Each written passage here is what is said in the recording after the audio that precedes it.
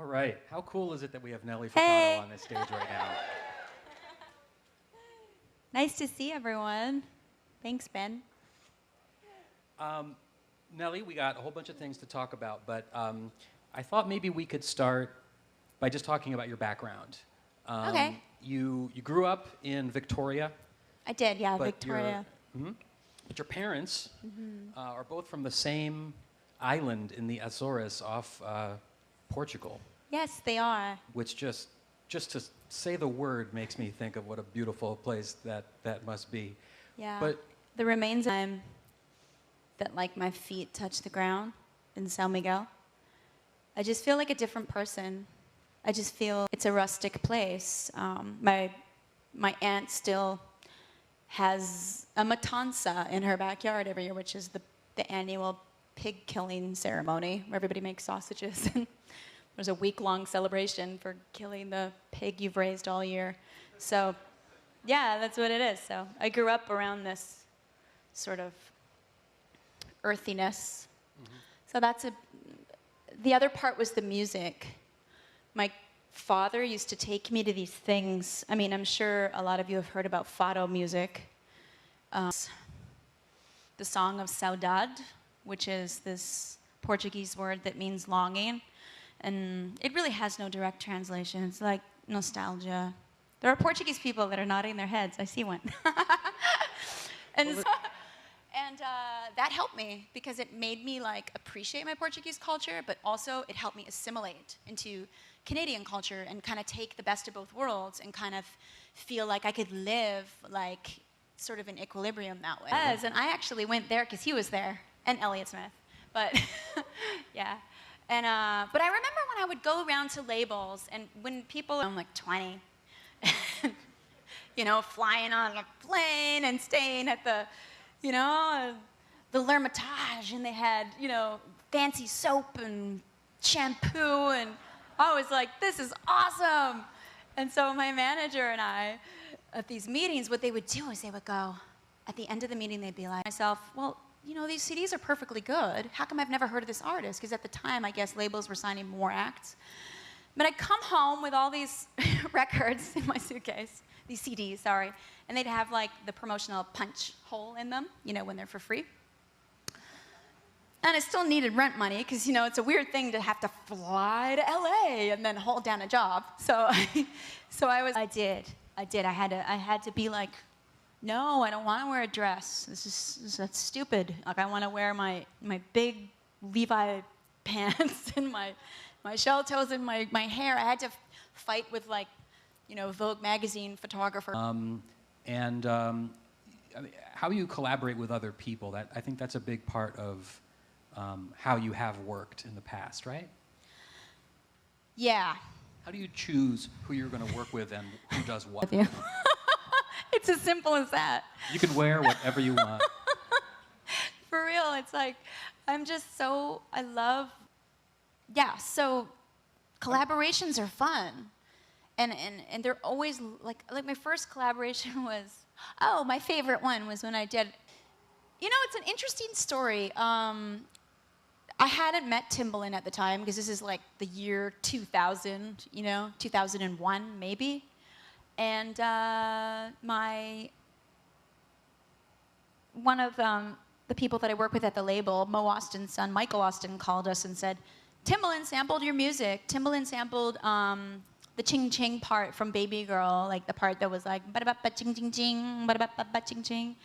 And so on MTV, and said, who's this girl in jeans and shell toes? So see how it works? So that's how that happened. And it wasn't because you sure to me. But does it do the trick? Yeah, it works every time. If I'm bored in the studio, that's a bad place. But it was good for my career because it gave me, you know, breadth, and people were like, oh, okay, she could do more than one thing or whatever. Yeah, but collabos are fun because you never know what's going to come out of me. One time, and it was like, let's go to Miami. It was awesome because we just like swam all day, and then at nighttime, the music kind of like moves through him, and like he'll be dancing, and if he feels like he wants his hand to go like this, then he'll add another beat so his hand can go like this, and then he'll add another like sub bass so his head can go like this, you know? And then he wants to swing, so he'll add like another little, you know, mid sort of percussion sections. That's how it goes. That's how he does it. It's just guttural, yeah. So it's fun. It's fun. Like, and you just feel a certain way. But you know what I mean? Come on, tell me. When all of you are on vacation, like you're in Mexico or something, and you're like, "Ooh, I don't know what's come over me." You know, you have your. That's what it is, and that's what this album is. I just want to be an artist. I just want to be creative. So I started writing all these new songs and started writing every day again and started just getting obsessed with the whole writing idea. And it's, thanks. But one thing that's coming up tomorrow is that you are participating. Part of this thing, this contemporary color thing. And I'm like, really? Me? Wow. Because he told me all the cool people that are a part of the show. And he said, I was like, do you want me to sing? Like, what song do you want me to sing? He said, well, I'd like you to write something new. It started there, but the group that I'm performing with is actually from Kitchener-Waterloo. Yeah, they're called Ventures. Yeah, and they're all girls from 14 to 19 years old, and they spend 5 days a week rehearsing color guard. And a lot of these kids are like kids who wouldn't normally have been in, you know, the cheerleading team or the marching band even, and they're attracted to color guard because it attracts. Yeah, it's on. I was at rehearsal in New York 2 nights ago, and it's phenomenal. The band is amazing.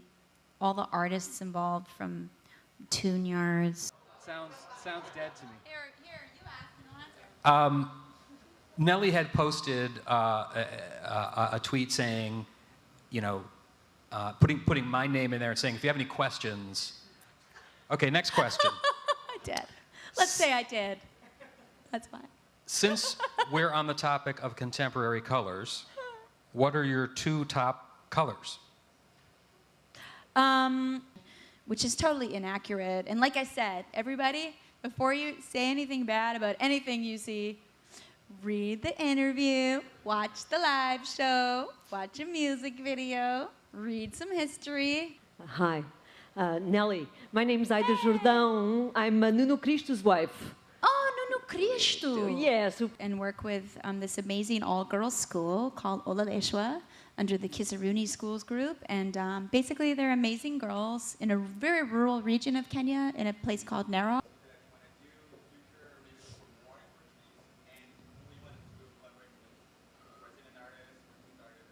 That's a really good question. And I performed with, I'm sure I'll probably maybe start talking about it at some point. Thank you. When you're thinking... Lately, what I've been doing is really locking myself with piano and guitar and finishing a song from the start to the end. But it's a conscious choice, yeah. More English in the last little while, but occasionally it'll happen in another language. Sometimes. I'm definitely writing a lot in English lately, though, which I didn't know that I would be doing. It's just that I was so inspired. I've been writing a lot with John Congleton, and he's really inspiring. Hi, do you want to do a collab? Yeah, let's do it right now. I'm kidding, that's not my actual question, but I'd be down if you really wanted to. Okay. Was there any point that you got very nervous about becoming famous, like when you just started? Did you get ever nervous, like about the paparazzi or anything like that? Did you get anxiety at all? The first experience of what it's like to have an actual fan. And it was like I think that blogging had just started, like kind of online forums. Like it was like 2000 and my song came out, or 1999 or something. And it was like so weird. I was like, oh my God, people are talking about my song. And I was living by myself in this like small apartment, right? In any event. And I remember I used to have nightmares on my tour bus. I'd have nightmares and I'd wake up in the middle of the night and open the curtain and be like, and I'm claustrophobic too. So that was a little weird. But then now you get used to it. Like even I remember over the year, like, oh, I hate this. And then the car opens and the door opens and you're like, hello. And then you're just loving it. Oh, people are taking pictures of me. Have a regular television at home, but I get to watch an award show. Like, oh, I went to Texas recently because I went to Texas to work on music, and I was in my hotel room, and I turned the TV on, and it was a Latin Grammys, and I was so excited. And so I sat on the edge of my bed because I didn't have to work that night, and I watched the Latin Grammys from start to finish because I just love Latin music and Latin pop so much. But I still get that feeling, you know, like, oh, what's everybody wearing? What's this and that? So I guess that, yeah. No, I love basketball. Who isn't? I do. I love basketball. Yeah. What but about- I love being a fan. I love that feeling of being inspired, you know? Tano Veloso vinyls. I hadn't listened to in a while. I adore St. Vincent. I have all her records. I've been listening to...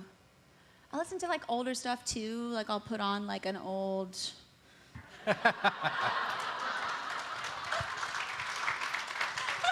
Well, we have a little bit of time left. A little. Excited by the idea of studying that again. It requires a lot of study and focus. Go ahead, go ahead. Oh, Sorry. or sorry. Oh, I feel bad. I'm I getting saw- emotionally involved in your struggle. I saw you perform as part of the Olympics. Are you planning to do anything for Pan Am? No, this year, no. It's for me, yeah, I'm allowed to say that. Sorry, I was like, is that a surprise? No, it's out. Okay. Oh, shoot. Last question. Thank you for your patience. Hi, Nelly. Hi. I'm Violet, and I'm Aboriginal Cree from Northern Ontario, and I just wanted to know how you came across with working with The baskets. I received like Idle No More bracelets. It was such a real thing. It was probably one of the most powerful and touching things that's happened to me my whole career. And I just, I helped him put out a book about hoop dancing. It's all about him passing on hoop dancing to his son, Naichi. And it's called This Is How We Hoop Dance. And it's a great book, and he's going to give me a copy when I see him tomorrow. I'm so excited. And there's a picture of us hoop dancing in the back of it. Thank you, getting huggy. Thank you. Thank you for being here. Nelly Furtado. I'm going to ask. Yeah, sure. Is there any advice? Anyone got any secrets? I can just reveal them right here. Yeah. Is there any advice you would give somebody who's getting into music now, wants to be a performer? What should they know? What should they do? We all have that inner voice. So I feel like if you follow it and stay positive, stuff happens, I think. Listen to your inner voice. Nelly Furtado, thank you so much. Thank you so much, Ben. Thank you so much. Thanks, New York Times. All right. Everybody watching at home. Thanks a lot. I guess that's it for us. Yeah.